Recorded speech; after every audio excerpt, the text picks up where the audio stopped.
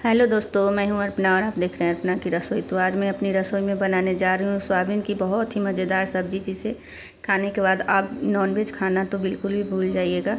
तो इसके लिए मैंने इस तरह से एक केतली में पानी लिए हैं, उसमें मैं सोयाबीन डाल करके इस तरह से डीप की हूँ और इसको मैं चूल्हे पर उबलने के लिए चढ़ाई हूँ। और तब तक मैं इस तरह से 4 प्याज ली हूँ और इसको अच्छी तरह से छिलका उतार करके इसको अच्छी तरह से वॉश करके इसको मैं पीसेज में कट करूँगी। और इधर तब तक देखिए सोयाबीन जो है सो पूरा फूला फूला हो गया है और ये पूरी तरह से उबल चुका है। अब मैं इसको उतार दूँगी।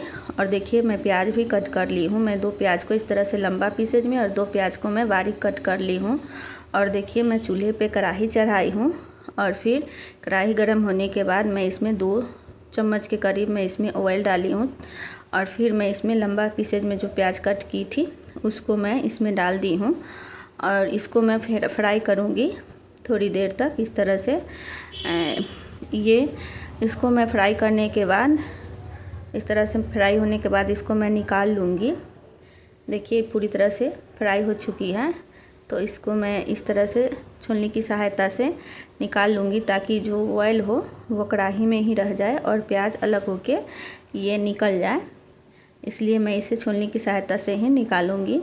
और फिर वही ऑयल में मैं एक छोटा स्पून आधा इसमें रेड चिल्ली पाउडर और फिर थोड़ा सा एक पिंच मैं इसमें मिर्ची पाउडर और थोड़ा सा हल्दी पाउडर डाल रही हूँ। और फिर मैं सोयाबीन को इसमें डाल रही हूँ और फिर इसमें थोड़ा सा सोयाबीन को डालने के बाद इसको अच्छी तरह से मिक्स कर दूँगी।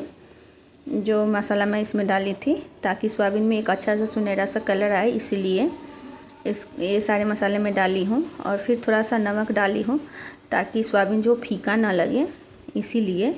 और फिर इसको अच्छी तरह से मिक्स कर लूँगी और मिक्स करने के बाद थोड़ी देर ही इसको फ्राई करूँगी, नहीं तो सोयाबीन जो टाइट हो जाता है। और फिर इसको मैं निकाल लूँगी इस तरह से। छोलनी की सहायता से मैं इसको निकाल ली हूँ पूरे सोयाबीन को। और फिर उसी कढ़ाई में मैं थोड़ा सा ऑयल और डालूँगी। और देखिए तब तक मैं इधर ये जो प्याज में फ्राई करके रखी हुई थी उसको मैं एक मिक्सर ग्राइंडर में डाल करके और इसको अच्छी तरह से ग्राइंड कर लूँगी। देखिए इस तरह से। और मैं उसी कढ़ाई में थोड़ा सा ऑयल डाल रही हूँ और फिर मैं इसमें फ़ोरन डालूँगी। फ़ोरन में मैं यहाँ पे 2 इलायची और 2 लौंग डाली हूँ। आप दालचीनी भी डाल सकते हैं, दालचीनी मेरे पास नहीं था तो मैं नहीं डाली हूँ। और फिर मैं 2 सूखी मिर्च डाली हूँ और 2 तेज़पत्ता का कली डाली हूँ। और फिर छोटा सा स्पून मैं इसमें थोड़ा सा जीरा ऐड की हूँ। और सबको अच्छी तरह से चटकने के बाद इसको अच्छी तरह से थोड़ी देर तक इसको चटकने दूँगी। और फिर मैं इसमें जो बारीक कट करके रखी हुई थी प्याज उसको मैं इसमें ऐड कर दी हूँ। देखिए इस तरह से।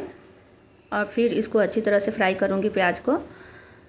देखिए ये प्याज को अच्छी तरह से फ्राई करूँगी ताकि ये जो ग्रेवी में है सो पूरी अच्छी तरह से ये गल जाए, इसीलिए। और देखिए इस तरह से फ्राई हो चुका है, तो मैं 2 टमाटो को इस तरह से प्यूरी बना ली थी तो उसमें डाल दी हूँ। और इसको थोड़ी देर इस तरह से मैं मिक्स कर दूँगी टमाटो को। और फिर मैं इसमें मसाला ऐड करूँगी इस तरह से। देखिए मैं थोड़ा सा red chilli powder half spoon और थोड़ा सा मिर्ची पाउडर वो भी हाफ स्पून, आप जिस तरह से तीखा खाइए उस तरह से मिर्ची पाउडर डाल सकते हैं। फिर गोल मिर्च पाउडर। और फिर मैं यहाँ पे देखिए धनिया पाउडर डाली हूँ। और फिर मैं यहाँ पे धनिया पाउडर डालने के बाद यहाँ पे मैं मीट मसाला पाउडर और फिर थोड़ा सा मैं हल्दी पाउडर डाल रही हूँ। सब मतलब हाफ स्पून ही डाली हूँ, छोटा स्पून हाफ स्पून। और फिर सबको अच्छी तरह से मिक्स करके फ्राई करूँगी। मसाले को अच्छी तरह से फ्राई करना है ताकि मसाला जो है सो कच्चा ना रह जाए, इसीलिए मसाले जितनी अच्छी तरह से फ्राई होता है उस तरह से सब्ज़ी का टेस्ट बढ़िया होता है। और फिर मैं 2 चम्मच इसमें दही ऐड कर रही हूँ, देखिए इस तरह से। और फिर इसको अच्छी तरह से मिक्स कर लूँगी। ये धीमा आंच में ही इसको मिक्स करूँगी, नहीं तो दही जो है सो फट जाता है, इसीलिए इसको मीडियम रखना है गैस की फ्लेम को। और फिर मैं यहाँ पे देखिए मैं लहसुन मैं पहले डालना भूल गई थी, इसलिए मैं लहसुन दो को कद्दूकस करके इसमें डाल दी हूँ, और जो मैं प्याज ग्राइंड की थी फ्राई की हुई उसको मैं इसमें डाल दी हूँ। फ्राई की हुई प्याज है। और फिर इस सारे मसाले को अच्छी तरह से मैं फ्राई करूँगी। देखिए इस तरह से चला चला करके, और फिर अच्छी तरह से फ्राई करने के बाद ही इसमें मैं पानी ऐड करूँगी ग्रेवी के लिए। देखिए थोड़ी देर मसाले फ्राई करने के बाद देखिए मसाले फ्राई हो गए हैं, और फिर मैं इसमें पानी ऐड कर रही हूँ। जब तेल जो है सो साइड साइड से छूटने लगे तो समझिए कि मसाला आपका फ्राई हो चुका है। और फिर मैं ग्रेवी के अनुसार से ही इसमें पानी ऐड कर रही हूँ। सोयाबीन जो होता है सो पानी जो ग्रेवी ज़्यादा सोखता है, इसलिए मैं इस तरह से ग्रेवी बना रही हूँ। और फिर मैं थोड़ा सा खौल जाने के बाद मैं इसमें सोयाबीन ऐड कर रही हूँ। जब ग्रेवी अच्छी तरह से खौल जाए तो उसमें मैं सोयाबीन ऐड कर दी हूँ। और फिर मैं थोड़ा सा गरम मसाला ऐड कर रही हूँ। आपके पास धनिया पत्ता हो तो आप उसको भी इसमें ऐड कर सकती हैं। और फिर इस तरह से सबको अच्छी तरह से मिलाने के बाद ये देखिए पूरा जो सोख लिए हैं इस तरह से मैं इसमें डिप कर दी हूँ।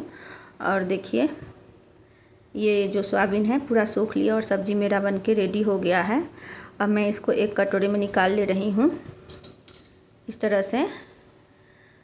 तो मेरी रेसिपी कैसा लगे कमेंट में ज़रूर बताइएगा। रेसिपी अच्छा लगे तो मेरे चैनल को लाइक और सब्सक्राइब ज़रूर कीजिएगा। तो मिलते हैं अगली रेसिपी के साथ, तब तक के लिए बाय बाय।